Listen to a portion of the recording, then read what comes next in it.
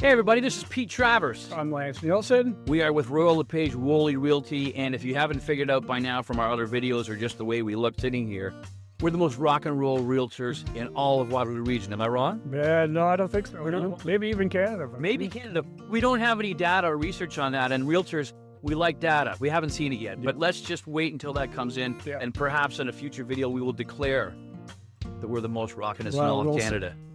What are you seeing out there? I'm seeing a relatively balanced market, and it has been that way for quite some time. One thing I'll point out is that Waterloo Region itself has been quite stable, unlike the volatility that we see in Toronto or London. And so we've been holding up pretty good here, and I think that's probably because we have a good mix of tech and universities and insurance companies and finance and stuff like that. So talk about micro markets, because you were talking about that. Well, micro markets, that's the really important thing to look at. So when we talk about what's going on in the market in general, that's Waterloo Region. However, micro markets are really more important. So what's going on? You were looking at Beechwood. You told me Beechwood. I was looking at Beechwood as an example. And Beechwood, the story there is quite different from what's going on in the region. And it's quite strong. I mean, it's performing well in Beechwood. So that's one example. You can pick up, different neighborhoods, and you'll see a different story, and also different streets and different type of house. So going back to what you were saying about how things are stable here in Waterloo Region, we've also had really months and months and months of a relatively flat market. Now, it's important. There was a cool stat that came out. Yeah. So the stat was February of 2020. Well, in February 2022, that was the top of the market. That was the peak. By July, that had settled down. And it was a big percentage it was decrease down in prices during that time. And then July of 2022. To now, we're only seeing about a 3% difference in prices, so 3% lower. That's pretty important, because I think a lot of people are out there going, oh, my house is going down and down in value. It's really not. It is true that through this flat market, month to month to month, we're seeing incremental, tiny decreases in value, not increases. We're hoping to see increases, but right now they're decreases, which I think are just tied to the overall abundance in the market, because the market is really down, but it's flat. And so the price going down is so tiny, we call it a flat market. It's not, you're not going to see any major shifts here, I don't think. And I think, really, I don't think we're going to see any big changes this year. We might have to wait till next year. The problem is, you never know one day to the next what's going to happen south of the border. That's right. South of the border is, I hate to bring politics or anything into it, but south of the border has created so much lack of consumer confidence in Canada.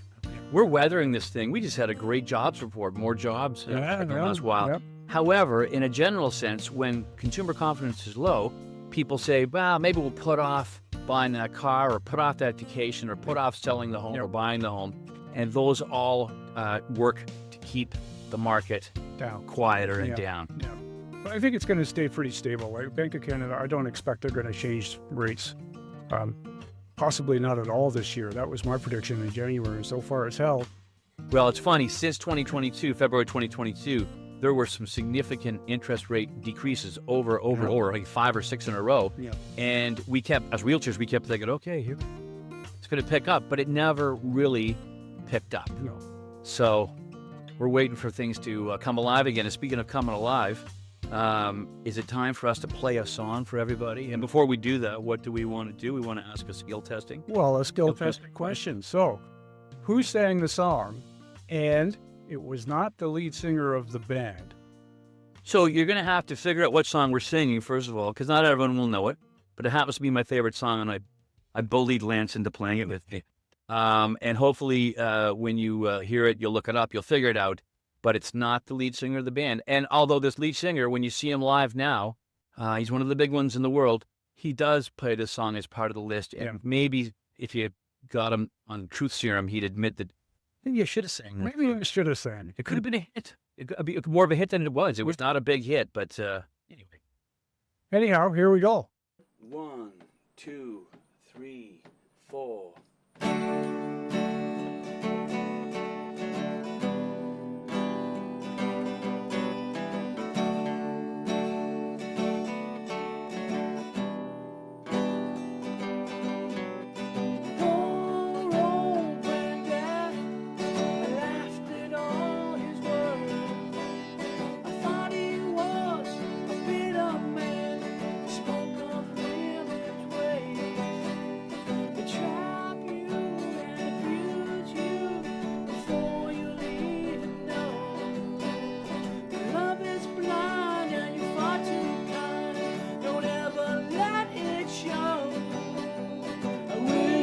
That I knew what I know now.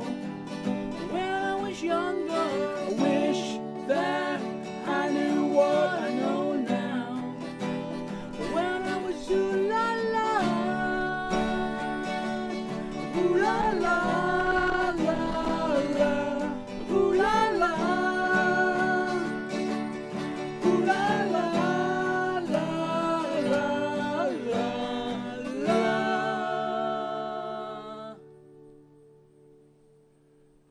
I think we might have got it. I might have got it there. I wouldn't mind giving my fingers a break.